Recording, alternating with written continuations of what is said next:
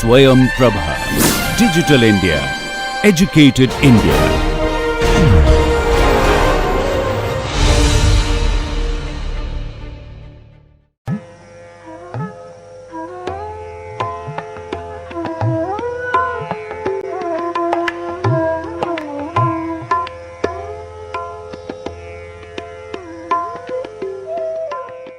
So, in this lecture I shall actually start with this question. The question is interesting because I am supposed to be talking to you about quantum chemistry, and the question is, do we understand quantum mechanics?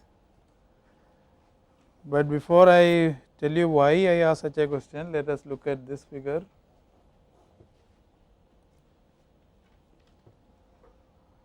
And if you look at this figure, obviously if you look at the marks left by the skier, this is something that is impossible. Okay, if you look at the figure, this is definitely impossible.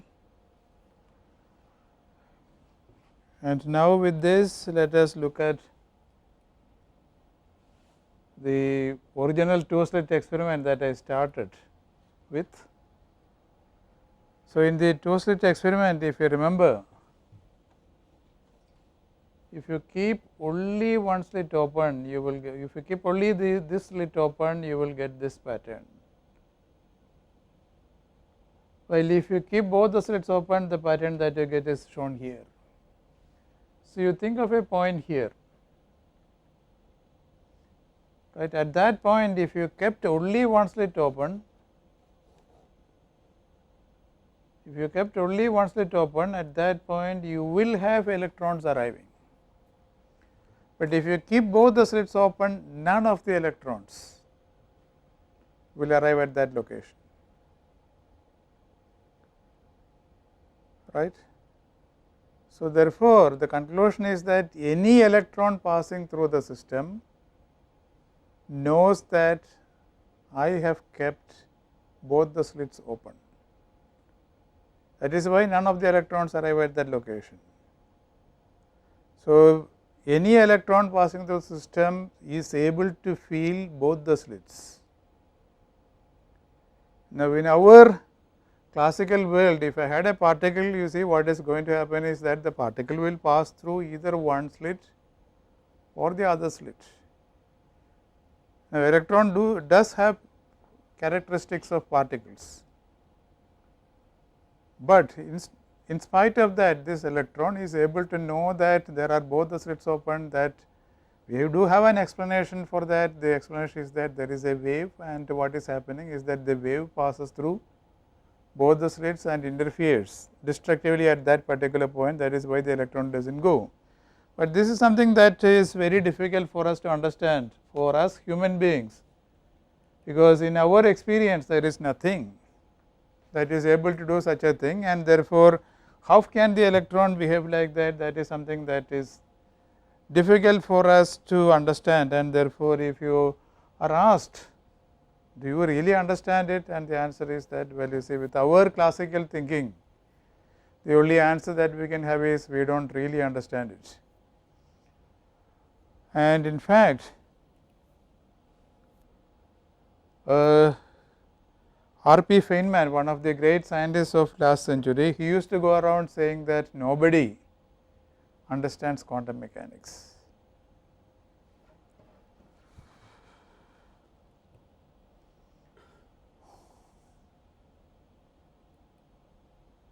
So, the way you or anybody has to imagine of the two-slit experiment is that the wave associated with the electron actually goes through both the slits. So, it is as if some part, I mean, it is not really correct to say a part goes through here and another part goes through there, but it is something is going through both the slits, even if you have only one electron. And therefore, in quantum mechanics, this is actually the way things are happening, even though such a thing will not happen in our real world. It is as if something has gone through one of the slits and the other, then something associated with the electron has gone through both the slits. That is what is happening. So, then you have a question, this very interesting question, how does an electron propagate? See, if I have a chalk piece, imagine this chalk piece, if I drop it, I can actually see the path that it follows, and so I can use what is referred as Newtonian mechanics to describe its motion. I can actually see the path that the electron will, sorry, not the electron, but the chalk piece will follow. So, similarly, if suppose I want to describe the motion of this electron, how will I do it is the question that I want to answer. So, in order to do that, what I am going to do is, well, the answer is already given, it says, so through all possible paths. Let me explain this in a slightly better fashion.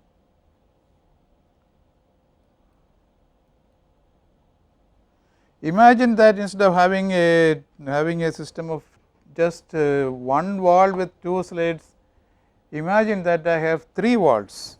So, these are 3 walls, as you can see, okay, 1, 2, 3, each one of them has 2 slits, and here is my electron, source of electrons. The electron is produced there and it will pass through these are system of slits, and imagine I want to think of the possibility or the probability that the electron will arrive at that location. Okay. How will I calculate this probability? In the case of the 2 slit experiment, what I said was, okay, to calculate the probability, I first have to calculate the wave function. To calculate the wave function, how will I do it? There are 2 possible ways in which the electron could go, maybe through the first slit or through the second slit. Each possibility makes a contribution to the wave function. So, you have to first evaluate that contribution and then add the 2 contributions together to get the total wave function, and then after that you have to take the magnitude of that wave function and square it, you will get the intensity or the probability.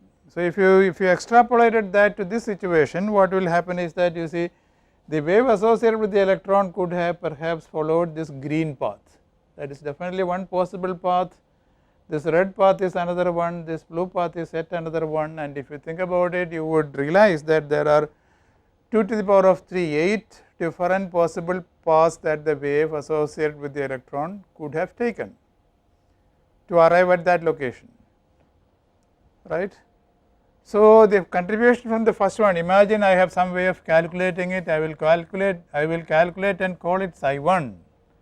Then I will have a second path. I have not drawn all the paths, only 3 of them I have drawn, but the paths are there. So, I will have to evaluate the second one, contribution from the second, and then up to psi 8 I will have to calculate and add them together to get the total. And once I get the total, I will take its magnitude and square it, I will get the probability or intensity if you like. I will speak of probability if I have only a single electron, but if I have a beam of electrons, then I will speak of intensity. Okay. So, that is what happens in this case, but suppose I say, okay, now I am going to think of even more complex experimental setups.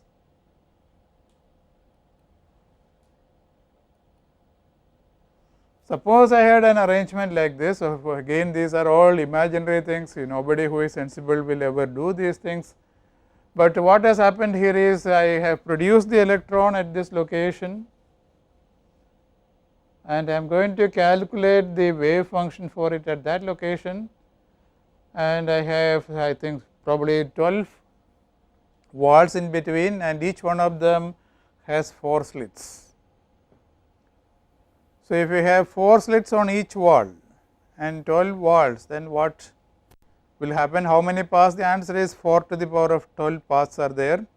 So, you have to think of all these 4 to the power of 12 paths, somehow calculate the contribution from each one of them. After having calculated that, you will have to add all the contributions together, you will get the total wave function and take the square of the wave function, that will give you the probability.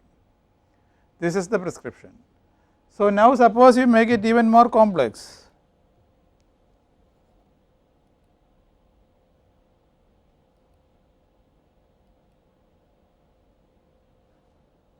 Okay, 1 second, let me just go back.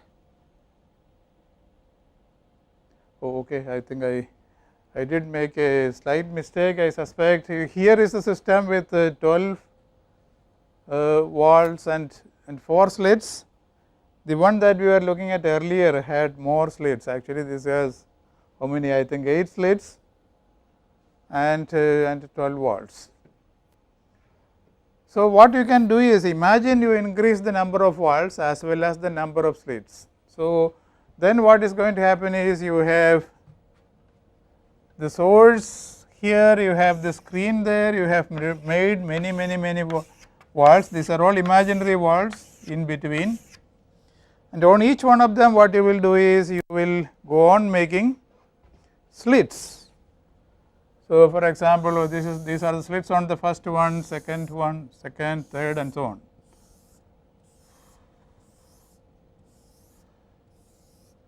So, then what will happen? You see, you will have to calculate contributions from paths like this.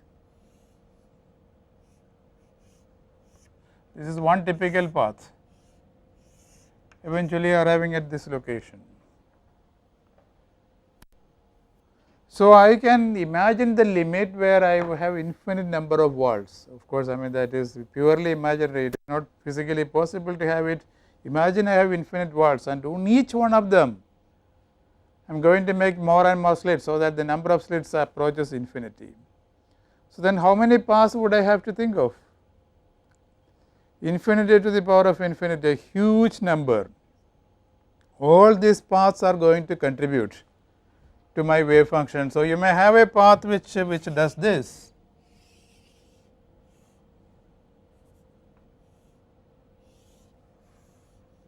something like that. Even that will make a contribution to the wave function. Of course, if you think about it physically, you know that the contribution from such a path may be small, but in principle it will also make a contribution.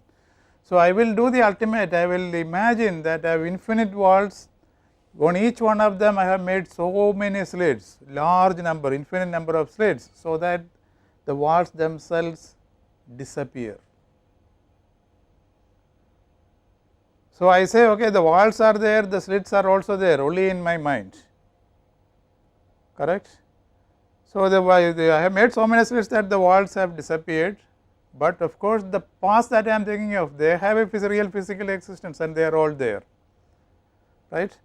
So, in the ultimate limit where you have so many slits that each valve has disappeared, right. What are you actually talking about? You are talking about the propagation of the electron in free space. And how does an electron in free space propagate? Here is the answer. If you start with an electron at this location, now at this instant I have an electron at this instant here, and imagine I want to calculate the probability that the electron will be there, maybe 10 nanoseconds later, suppose. What should I do? I have to think of all possible paths that the electron could have taken. They will all start at this location now and end there after 10 nanoseconds. So, you will have to think of all these paths, this one, many paths, right. All these paths are possible. You have to think of any one, all of them, each one will make a contribution to the wave function, and you have to evaluate the contribution of any particular path or all possible paths, and then perform a sum over all these paths, and that will give you the wave function. So, this is the meaning when I said an electron propagates through all possible paths, because all paths make a contribution to the wave function. This is to be compared with Newtonian mechanics. I told you, if I have this particle here and if I drop it, I know exactly it follows only one path, right. But that is not the way things are in quantum mechanics. If I have an electron here now, and if you ask me where will it be after 10 nanoseconds, then I cannot actually tell you where it will be. All that I can do is to give you the wave function. What is the use of the wave function? The wave function will tell me the probability density that it may be located at this point after 10 nanoseconds. Okay, that probability I can calculate. How will I calculate? I may think of a path which starts here and goes there, another one which again starts here now and goes there after 10 nanoseconds. I have to think of all the possible paths that the electron could have taken, evaluate the contribution from each, sum all these contributions, that will give me the total wave function, take its magnitude and square it, that will give you probability density that it may be located at this point. So, that is the way it is. So, these are shown in the slides actually, the point where you produce the electron, the point where this is where you produce the electron or you start with the electron, there is, that is where you are detecting the electron. So, in the limit of infinite walls and infinite slits, you are actually speaking of free propagation, and then you find that all the paths contribute, but then of course you will object to this, you see, because I have not actually given you a prescription for evaluating the contribution from a particular path. See, I just said evaluate the contribution from any given path. How will I evaluate the contribution from a particular path is the next question. And for that there is a prescription. You see, if you have this particular path or any path, imagine electron is here, I am thinking of calculating the probability density at this point, you think of a path which may be a straight line, that makes a contribution to the wave function, or maybe a path which is a parabola connecting the two, even that makes a contribution. So, therefore, you think of any particular path, I want to know how much is the contribution of that path, and the answer is that if you give me this path, that means I know the position of the electron at any instant if it followed that path.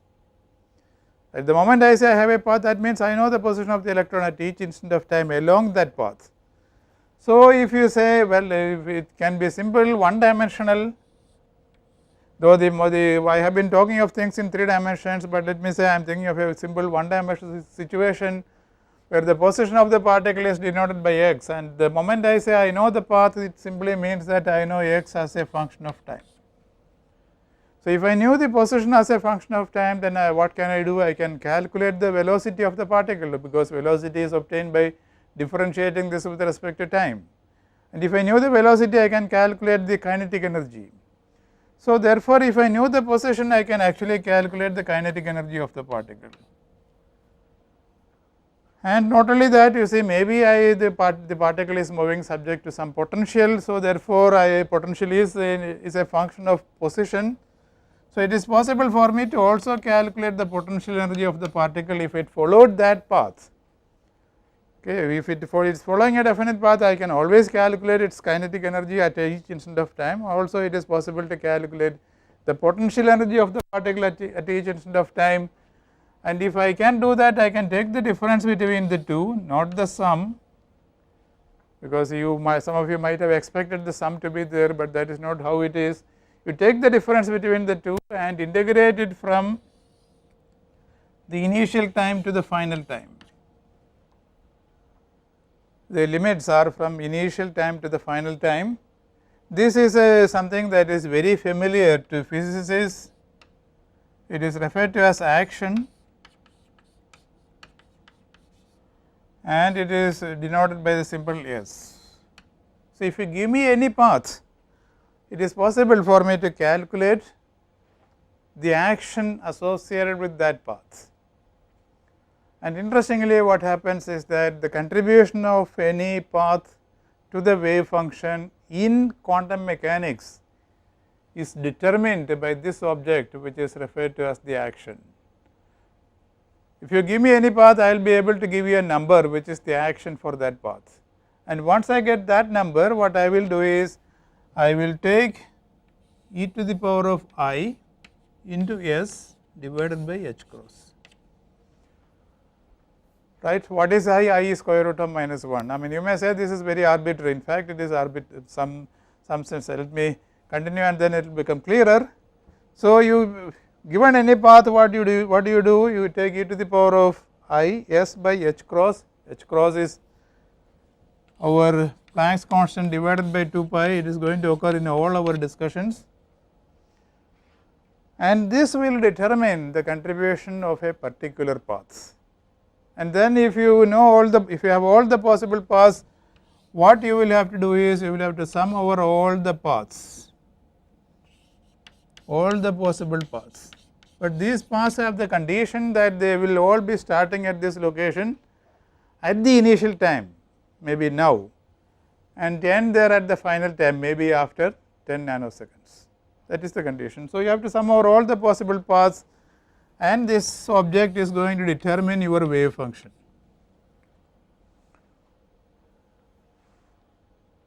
Okay. Now, wave functions, if you have studied a little bit of quantum mechanics, then you know that they have to be normalized. So, there will be a multiplicative factor there which ensures that the results are physically acceptable in the sense that, say, because wave function is related to probability, psi square will give you something which may be referred to as probability density, and if you integrate it over the entire space, the answer has to be 1. This is anticipating some parts of my lecture later, but this is a normalization factor, that is all that you need to know now, and you have to sum over all the possible paths.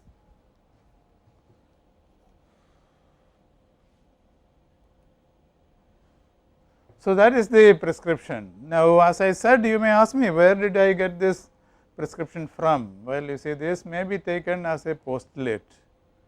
There is no other way in which this can be justified. This is, you can say, well, this is how nature is.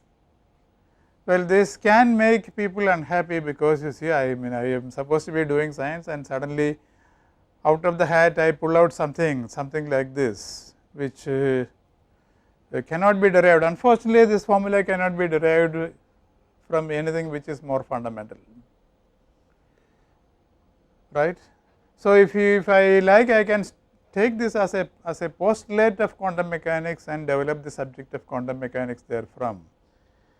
Now, as I said, maybe this will make you unhappy, but then I would like to remind you that Newtonian mechanics, when you start, you have studied force is equal to mass into acceleration. Have you studied a derivation of that? See, what is happening is that you have observed the world, and then from that observation you say, okay, this is how it is. Or in classical electrodynamics, there are 4 equations, which again are abstracted out of experimental observations.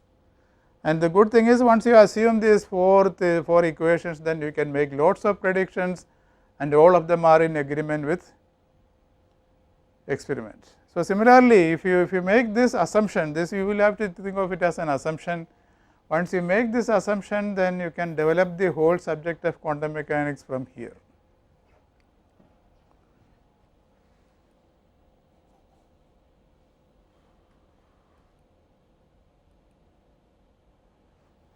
Okay, well, there is a nice analogy, though this does not concern the subject of quantum mechanics itself. There is a lot of similarity between the way an electron behaves, or a quantum mechanical particle behaves, and that of a drunken walker. Essentially, what I am saying is that there is a lot of similarity between the way an electron moves, or a lot of connection actually, not I shouldn't say completely similar. The mathematics used to describe the motion of an electron is very similar to the mathematics that is used to describe the walking of a drunken person. That is the precise way to put it. You may wonder why, let me make it clear. Well, I suppose you are all familiar with the Tintin comics. Even if you are not familiar, it does not matter. This is a character in Tintin comics, his name is Captain Haddock, and he likes to drink. So, if suppose this person, Captain Haddock, in the evening he always gets drunk. So, imagine he goes to the pub maybe around 9 o'clock in the night, stays there till 10 o'clock in the night every day, and then 10 o'clock he will come out of the pub, and he is completely drunk. He wants to, of course, go home, but he has absolutely no sense of direction. So, what he does is he will execute what is referred to as a random walk. Now, a mathematician will describe the random walk in this fashion. He will say that each step that the person takes is in a direction independent of the direction of the previous step, right. See, if he takes a step like this, then after having taken the step, he has absolutely no memory in which direction he has gone. So, the next step will be independent of the previous step. So, that is the characteristic of a random walk. So, suppose I am going to study his walking.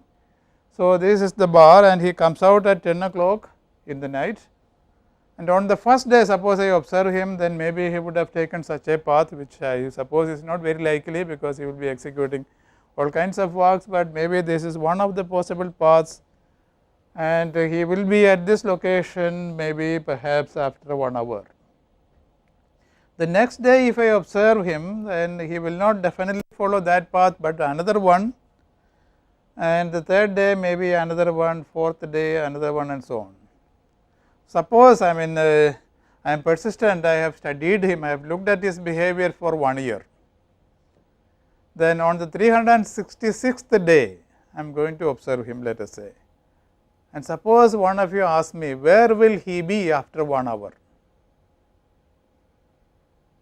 Will you be able to answer the question? Definitely not. You can say, okay, maybe there is a large probability that he will be in this area, right. The probability that he will be 10 kilometers away, that is 0. That kind of statements you can make. So, therefore, it is like the electron. See, if I had the electron here now, and if you ask me where will it be after 10 nanoseconds, I can only give you the probability. Similarly, in this case also, I can only give you the probability. Now, suppose I want to calculate the probability. How will I do it? Suppose I want to calculate the probability. In fact, I want to calculate the probability that the electron, sorry, not the electron, but Captain Haddock is at this point. I want to calculate the probability density that the random walker is at that location after 1 hour. How will I do that? The answer is here in this picture. See, you will say that it is not very likely that he would have followed perhaps a path like this, but maybe a path like this is more probable than that. So, therefore, you see, what I should do is I should think of all the possible paths that he could have taken, starting at the initial location, okay, and ending there at the final location. You have to think of all the possible paths. He could have taken any one of them. What happens is that some of them would be more probable than others. So, therefore, you have to assign probabilities to different paths, and then for each path you have to do a calculation of the probability, and then sum over all the possible paths, you are going to get the probability, total probability. See, this is very much analogous to the case of the electron, but in the case of electron there is a large difference, a huge difference. Here you are calculating for each path you are assigning a probability, whereas in the case of the electron, for each path you are assigning not a probability, but a contribution to the wave function. Psi 1, psi 2, psi 3, etc. remember, they were wave functions. So, therefore, for example, in here you have psi 1 plus psi 2 plus psi 3, etc. until psi 8 perhaps. So, these things, wave functions, they are in general complex, they may be positive or negative. So, therefore, if you added complex numbers, you see the final answer can be 0. Whereas, in the case of the random walker, what happens is that you are adding not wave functions, but probabilities. Probabilities are constrained in that they have to be real first of all, and the second thing is they are all positive, they are never negative. So, therefore, if you add two probabilities, you see they cannot cancel each other, and therefore, in the case of the random walker there is no interference, whereas in the case of the electron, because you are adding together different contributions to the wave function can cancel each other, and therefore, you have interference happening in the case of the electron. But interference will never happen in the case of this random walker, and that is the major difference. But otherwise, mathematically speaking, it is the same kind of object, and in fact, instead of S which is there in quantum mechanics, the object that happens there, do not worry about that equation, it is not very understandable. But what happens is that instead of this action, what happens in the case of the random walker is you have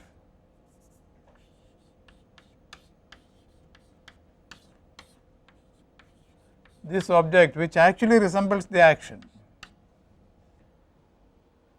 right. The contribution of any given path is determined not by the action, but something which is similar to the action, and what happens is that you have to take the exponent, you have to calculate the exponent of that. And so, what I want to say is that the mathematics of quantum mechanics and the mathematics of describing the motion of a random walker is very similar.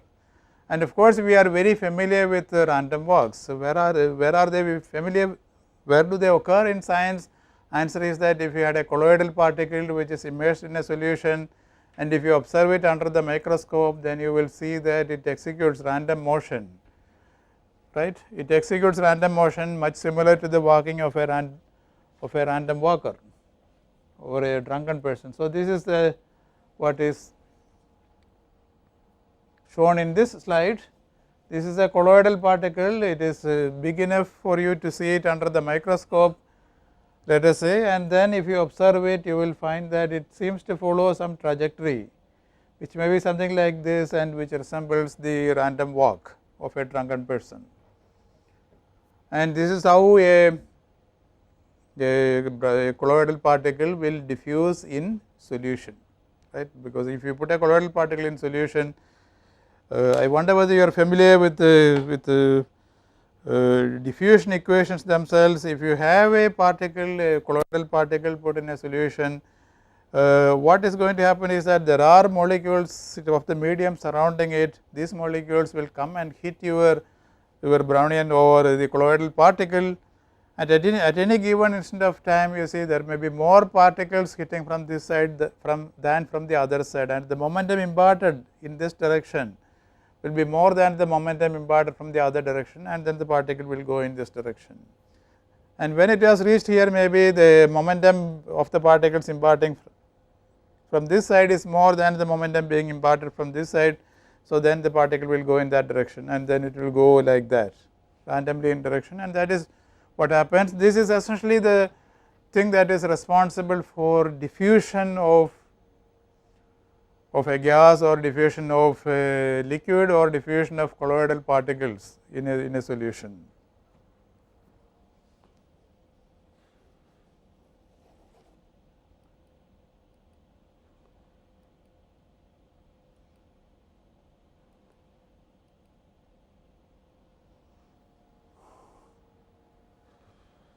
So, this we have already seen, and as I have told you, in the case of the electron, things are a little bit weird, because you are not adding the probabilities, but instead you are adding the wave functions, and wave functions are actually complex, and therefore, they can cancel each other. The signs may be positive or negative, therefore, there may be cancellations.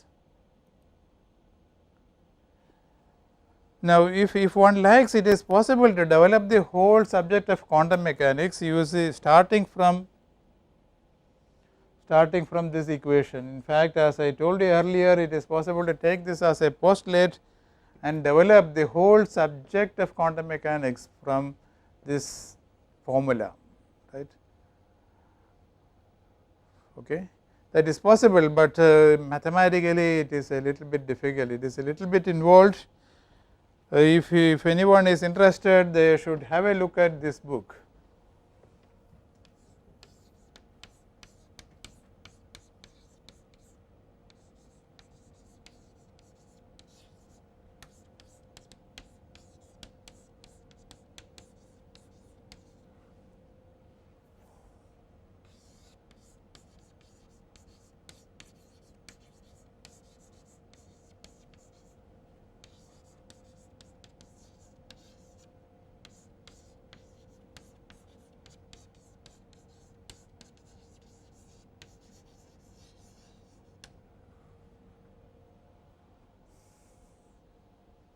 So, if you look into this book, you will find that the subject of quantum mechanics is developed starting from this particular formula. The whole thing, the whole book is based upon this formula. It starts from here and develops everything, okay, or almost everything. Now, mathematically speaking, this is rather difficult, and I do not know of any quantum chemistry book where the approach is described, but it is a very beautiful, very nice approach. Many of the physics books these days do make use of this approach. So, if you want to get the details of this approach, you will have to read this book or some of the good quantum mechanics books. For example, there is a book by R. Shankar, very nice book entitled Principles of Quantum Mechanics. It has a chapter on this approach. But because it is mathematically involved, I shall not continue to discuss this, but what I will do is I will switch over to the usual procedure of introducing quantum mechanics, which is introduced as a set of to introduce it as a set of postulates. So, the way one would go about is this: if you have wave phenomenon, after all we are seeing that there are waves. So, if you have waves, the argument is that there should be a wave equation, because people are very familiar with waves, and waves are always described by wave equations. So, therefore, if you have wave phenomenon, there must be a wave equation, and it so happens that the wave equation that is appropriate for the description of motion of electrons, or the wave equation of quantum mechanics, is an equation that was introduced by Schrodinger. This is Schrodinger, and matter waves obey his equation. So, we will see this equation later.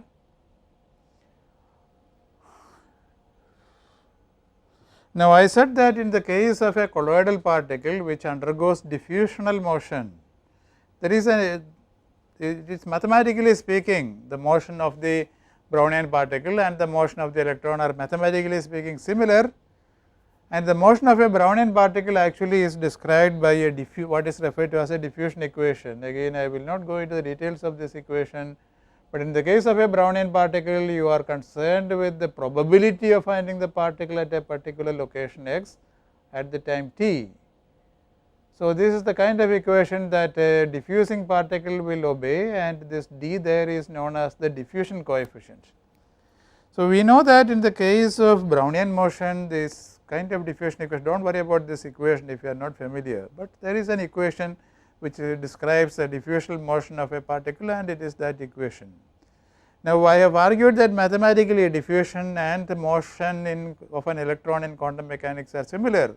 So, if diffusion is governed by such an equation, then it is only natural that for the electron also there is should be an equation which resembles that, and that equation is nothing but the Schrodinger equation. It is this equation. You can see the similarity if you look at it carefully.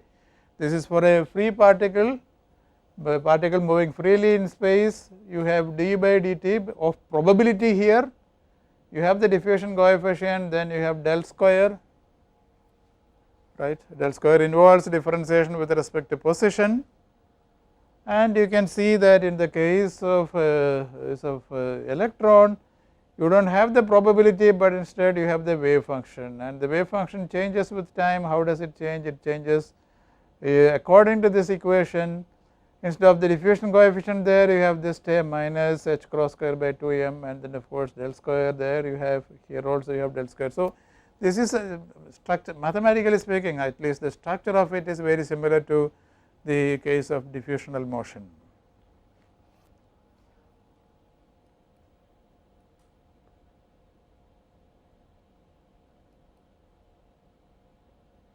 So, the basic equation of quantum mechanics is actually this equation, which is the Schrodinger equation. In comparison with what I had written earlier, we will look at this in more detail later. In comparison with what I had written earlier, there is an additional term. This is the potential that the particle feels. Earlier I was thinking of a free particle which is not subject to any potential, but if you have a potential, this is the equation that it obeys. And not only that, if you know the wave function at any initial instant of time, it is possible to use this equation right. If you know the wave function psi at an initial position x at the time 0, then it is possible to use this equation and find its value at the position x itself if you want at a later time, or at any position you can calculate at a later time, that is the idea, but we will see more details of this later. Okay. I shall, I mean my introductory lectures, I said the first 3 or 4 lectures will be introductory in nature, this is the last one, and so it is natural that I should give you some references. The last part of what I have told you, those are things that we will be discussing in more detail later, and therefore if things were not clear to you now, it will become clear as we proceed. But let me give you some references to this part. There are very nice, very beautiful books, you should have a look at them. They are non-mathematical, I have selected only non-mathematical books. The first book is actually by G. Gamow. It is called Tompkins in paperback. This is a book that was written in the, I do not remember the years, but probably 1930s. Between 1930 and 1940 this book was written. Gamow was a Russian scientist who migrated to the west during the communist era, and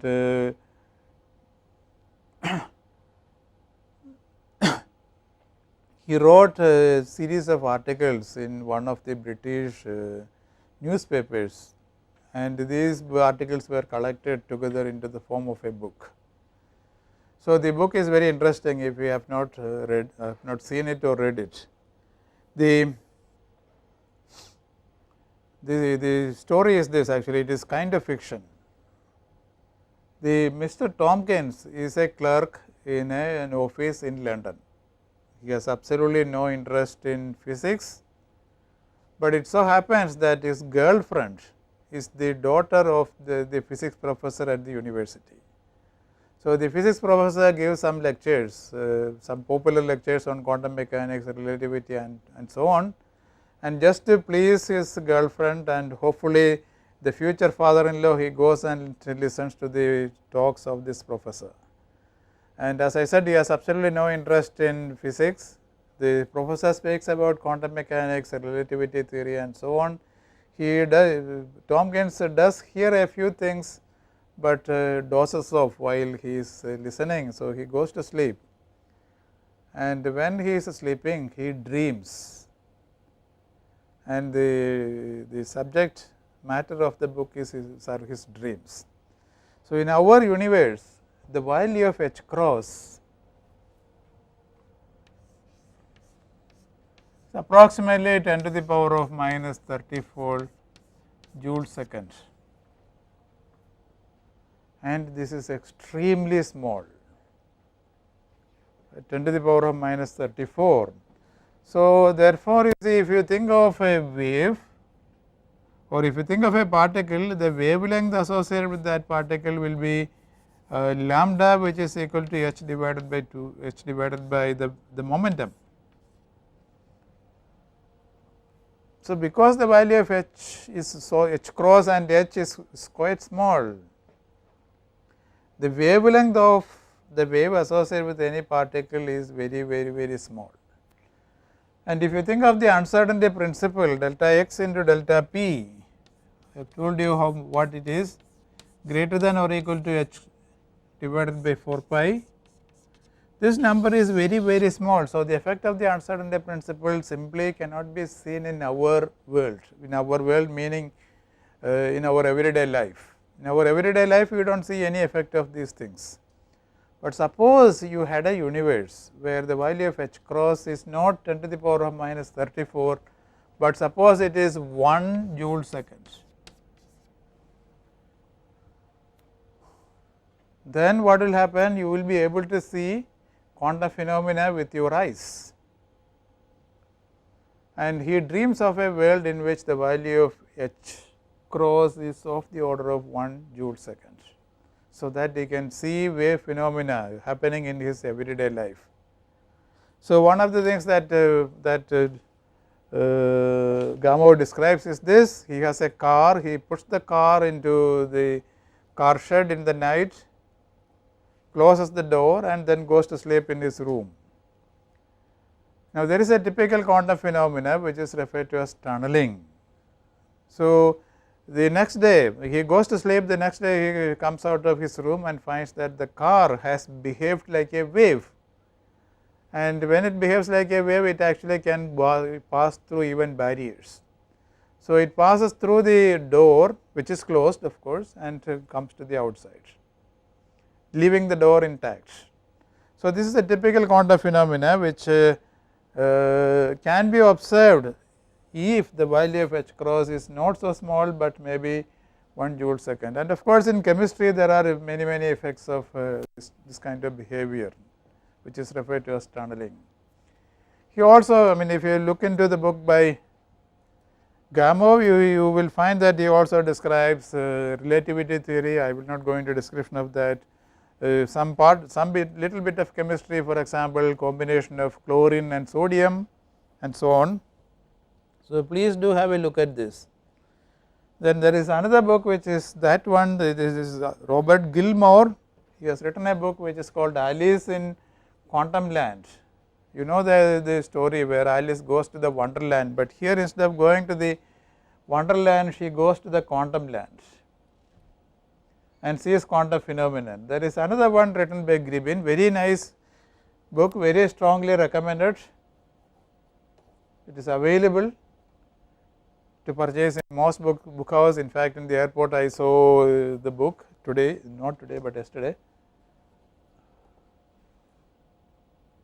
So, this is called Schrodinger's cat. There is a very famous paradox which is referred to as the Schrodinger's cat paradox, okay, referred to as the Schrodinger's cat paradox. The book contains a description of this paradox, but not only the paradox, the whole of quantum mechanics is described in a non-mathematical language. So, very nice book. Then this book is by Cropper. It is the biography of people like Schrodinger, Planck, Heisenberg, who have been involved in development of quantum mechanics. And not only he gives you biography, but he also gives you an introduction to the subject itself, written very nicely. Well, you see, if you have cats, then naturally you will have kittens, and that is the subject of, I mean, that is the title of this book by Gribin. See, since the quantum mechanics was formulated, people have been trying to disprove it or trying to find exceptions to quantum mechanics, and so people have been trying all kinds of experiments, trying to find conditions in which quantum mechanics is not obeyed. And as of today, nobody has been able to find any exceptions. So, this gives you a history of all these experiments that have been carried out till 1995. Well, this book by Gamow is very old, and therefore, it was rewritten by somebody else called Stannard, and it is called The New World of Tompkins. So, it is necessary for you to read either this or that. Well, I spoke about Feynman. There is a very nice, very beautiful book written by Feynman. The spelling in the name is not correct. The title is QED. QED stands for Quantum Electrodynamics, but you should not be frightened by the name. This is a book which is very readable and very understandable. I am sure you will enjoy reading this book. This is a little bit more mathematical book. Only if you are mathematically minded, this book is advised, otherwise it is not such a great book. You should also look at this website which I have referred to earlier. Well, this is the famous quotation that I have shown you earlier. He said that it is safe to say that nobody understands quantum mechanics. And you also look at this quotation which is from Wheeler. Wheeler happened to be the PhD supervisor of Feynman. And finally, I would also like to add that there is a book by, there are 3 books by R. Venkataraman available in India. Beautifully written books. These actually, there are 3 of them. I will give you the reference to it maybe in tomorrow perhaps. Very nice books, not expensive. It is very readable. So, here is the last slide. Well, I have spoken only for 3 hours, and it is surely not enough to convince you that it is such a beautiful subject, but I hope by the end of the course, which will be roughly 40 lectures, I hope you will be convinced that quantum mechanics is actually a very beautiful subject. What you should do is you should think of the physics, you should try to understand the subject the physical fashion rather than approaching it mathematically. Once you have understood the physics, then the understanding the mathematics actually becomes easy. I think I should stop now.